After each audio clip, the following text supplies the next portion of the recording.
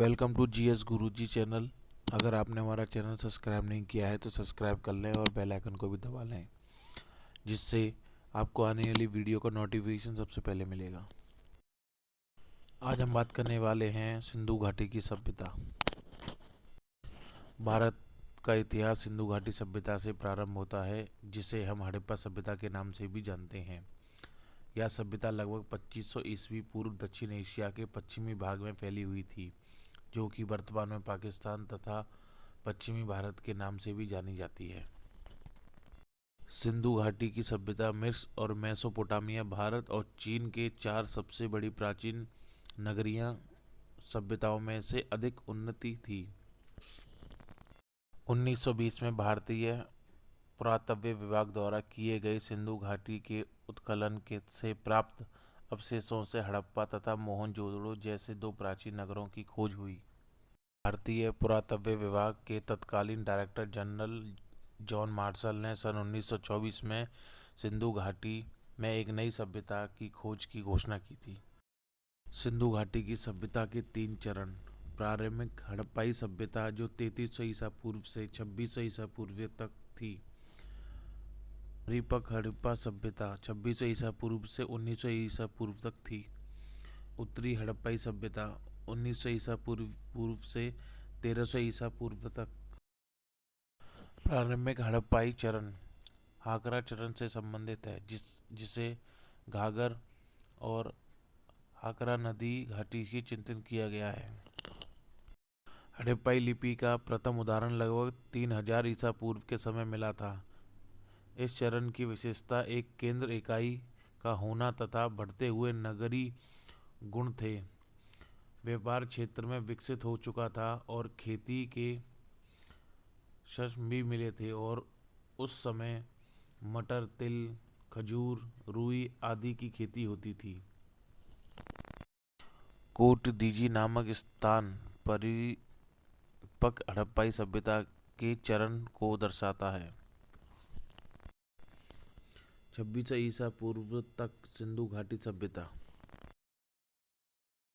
परिपक्व हड़प्पाई सभ्यता के आने तक प्रारंभिक हड़प्पाई सभ्यता बड़े बड़े नगरीय केंद्र में परिवर्तित हो चुकी थी, जैसे हड़प्पा, मोहनजोदड़ो वर्तमान पाकिस्तान में तथा लोथर, जो कि वर्तमान में भारत के गुजरात राज्य में स्थित है। सिंधु घाटी सभ्यता के पतन का आरंभ 1800 ईसा पूर्व से माना जाता है। 1700 ईसा पूर्व तक आते आते हड़प्पा सभ्यता के कई शहर समाप्त हो चुके थे, परंतु प्राचीन सिंधु घाटी सभ्यता के बाद संस्कृतियों में भी इसके तत्व देखे जा सकते हैं। कुछ पुरातत्वीय आंकड़ों के अनुसार उत्तर हड़प्पा काल का अंतिम समय 1000 ईसा पूर्व से 900 ईसा पूर्व तक बताया गया है।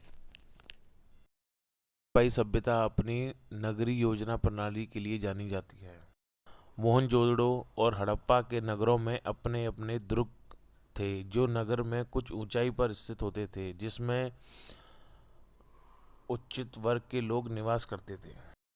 दुर्ग के नीचे समांतर ईंटों से निर्माण नगर होते थे, जिसमें सामान्य लोग निवास करते थे। हड़प्पा सभ्यता की एक ध्यान देने योग्य बात यह भी थी कि इस सभ्यता में डिग्री प्रणाली मौजूद थी, जिसके अंतर्गत सड़कें एक दूसरे को समकोण काटती थीं।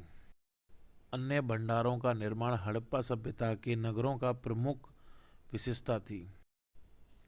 जली हुई ईंटों का प्रयोग हड़प्पा सभ्यता की एक प्रमुख विशेषता थी, क्योंकि समकालीन मिस्र में मकानों के निर्माण के लिए शुष्क ईंटों का प्रयोग होता था।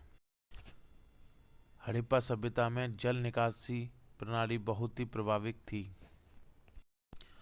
हर छोटे बड़े घर के अंदर स्वयं का स्नान गृह और आंगन होता था। कालीबंगा के बहुत से घरों में कुएं नहीं पाए जाते थे। कुछ स्थान जैसे लोथर और धौलावीर से संपूर्ण विनाश मौजूद नगर द्वारों द्वारा भागों में विभाजित थे। हड़प्पाई गांव मुख्यतः पलायन मैदान के पास स्थित थे, जो पर्याप्त मात्रा में अनाज का उत्पादन करते थे। गेहूं, जौ, सरसों, तिल, मसूर आदि का उत्पादन होता था। गुजरात के कुछ स्थानों से बाजार उत्पादन के संकेत भी मिले हैं, जबकि यहाँ चावल के प्राप्त के संकेत तुलनात्मक रूप से बहुत ही। सिंधु सभ्यता के मनुष्य ने सर्वप्रथम कपास की खेती प्रारंभ की थी। वास्तविक कृषि परंपराओं के पुनर्निर्मित करना कठिन होता है क्योंकि कृषि की प्रधानता का माप इनके अनाज उत्पादन क्षमता के आधार पर किया जाता है। मोहरें और टेराकोट की मूर्तियों पर सांड के चित्र मिलते हैं तथा पुरातात्विक खुदाई में बैलों के जुते हुए खेतों के निशान मिलते हैं। हड़प्पा सभ्यता में अधिकतम स्थान अर्धशुष्क क्षेत्र में मिले हैं जहां खेती के लिए सिंचाई की आवश्यकता होती है। नगरों के अवशेष हड़प्पाई अफगानिस्तान में पाए गए हैं लेकिन पंजाब और सिंध में नहीं। हड़प्पा लोग कृषि के साथ साथ बड़े पैमाने पर पशुपालन भी करते थे। घोड़े के सूक्ष्म रूप में मोहनजोदड़ो तथा लोथर की एक टेराकोट की मूर्ति से मिले हैं। हड़प्पाई संस्कृति किसी भी स्थिति में केंद्रित नहीं थी। अनगिनत संख्या में मिली मोहरें एक समान लिपि वजन और मापन की विधि से सिंधु घाटी सभ्यता के लोगों के जीवन में व्यापार के महत्व के बारे में पता चला है। हड़प्पाई लोग पत्थर धातुओं शिल्प कलाओं से व्यापार करते थे। धातु मुद्राओं का प्रयोग नहीं होता था। व्यापार की वस्तु प्रणाली मौजूद थी। अरब सागर के तट पर उनके पास कुशल नाव प्रणाली भी मौजूद थी। उन्होंने उत्तरी अफगानिस्तान में अपनी व्यापारिक बस्तियां स्थापित की थी जहां से प्रणाली रूप से मध्य एशिया में सुगम व्यापार होता था। दजला और फारत नदी की भूमि वाले क्षेत्र में हड़प्पा वासियों के संबंध थे। हड़प्पाई प्राचीन लैपिक लजुली मार्ग से व्यापार करते थे जो उच्च लोगों की सामग्री पृष्ठभूमि से प्राप्त होती थी। हड़प्पाई कांसे की वस्तु निर्मित करने की विधि उसके प्रयोग से भली भांति परिचित थे। तांबा राजस्थान की खेतड़ी खान से प्राप्त किया जाता था और टीन अनुमानित अफगानिस्तान से लाया जाता था। बुनाई उद्योग में प्रयोग किए जाने वाले बहुत से प्रयोग किया जाता था और टीन अनुमानित अफगानिस्तान से लाया जाता था। बुनाई उद्योग में प्रयोग किए जाने वाले बहुत सी वस्तुओं पाई गई हैं। बड़ी बड़ी ईंट निर्माण संरचनाओं से राजगिरी जैसे महत्वपूर्ण शिल्प के साथ साथ राजमिस्त्री वर्ग के अतिरिक्त पता चलता है। हड़प्पाई नाव बनाने की विधि मकान बनाने की विधि मोहर बनाने की विधि भली भांति परिचित थे। टेराकोटा की मूर्तियां का निर्माण हड़प्पा सभ्यता की महत्वपूर्ण शिल्प विशेषता थी। जौहरी वर्ग सोने चांदी कीमती पत्थरों के आभूषण का निर्माण करते थे। मिट्टी के बर्तन बनाने की विधि प्रचलन में थी।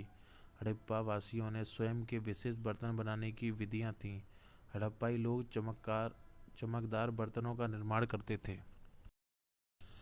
सिंधु घाटी सभ्यता से बहुत ही कम मात्रा में लिखित नहीं मिली है जिन्हें अभी तक पुरातत्ववेत्ताओं तथा शोधकर्ताओं द्वारा पढ़ा नहीं जा सका है। एक परिमाण के अनुसार सिंधु घाटी सभ्यता में राज्य तथा स्थानीयों की प्रगति समझ लेना काफ़ी कठिन का कार्य है।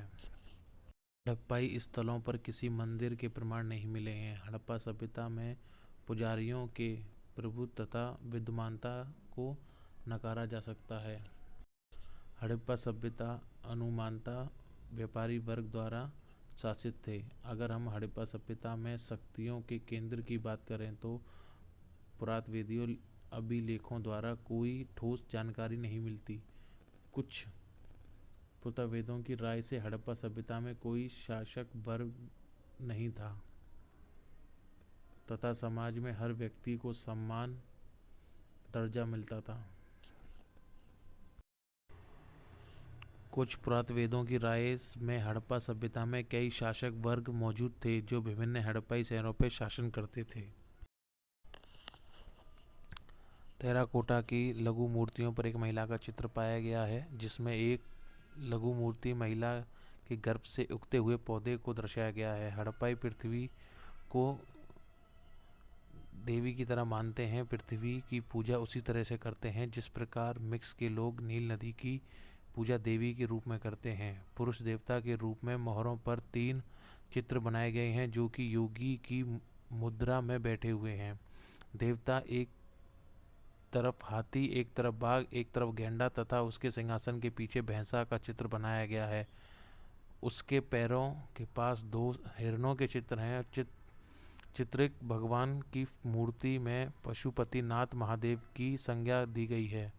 उन अनेक पत्थरों पर लिंग तथा स्त्री जनक अंगों के चित्र पाए गए हैं। सिंधु घाटी सभ्यता के लोग वृक्ष तथा पशुओं की पूजा करते हुए हैं। सिंधु घाटी सभ्यता में सबसे अधिक महत्वपूर्ण पशु एक सींग वाला गेंडा तथा दूसरे महत्वपूर्ण पशु बुकड़ा वाला सांड है। अधिकतर मात्रा में ताबीज भी प्राप्त हुए गए हैं। सिंधु घाटी सभ्यता में लगभग 1800 ईसा पूर्व में पतन होना शुरू हो गया था, परंतु उनके पतन के कारण अभी भी विवादित हैं। एक सिद्धांत यह कहता है कि डेंडो यूरोपियन जनजाति जैसे आर्यों ने सिंधु घाटी सभ्यता पर आक्रमण कर दिया था तथा उसे हरा दिया। सिंधु घाटी सभ्यता के बाद संस्कृत में ऐसे कई तत्व पाए गए हैं जिसमें सिद्ध होता है कि वह सभ्यता आक्रमण के कारण एकदम विलुप्त हो गई थी। दूसरी तरफ से बहुत ही पुरातत्ववेदी सिंधु घाटी सभ्यता के पतन का कारण प्रकृति को मानते हैं। प्रकृति कारण भूमगिरी तथा जलवायु संबंधित होती है। यह भी कहा जाता है कि सिंधु घाटी सभ्यता के क्षेत्र में अधिकतर विद्वान की उत्पत्ति हुई जिसके कारण अधिकतर मात्रा में भूकंप की उत्पत्ति हुई। एक प्राकृतिक कारण वर्षा प्रतिमान के बदलाव भी हो सकता है। एक अन्य कारण यह भी हो सकता है कि नदियों द्वारा अपना मार्ग बदलने के कारण क्षेत्रों में बाढ़ आ गई। इन प्राकृतिक आपदाओं को सिंधु घाटी सभ्यता के पतन का मत गति हुई थी, परंतु निर्धारित कारण माना जाता है। Thanks watching this video and subscribe our channel.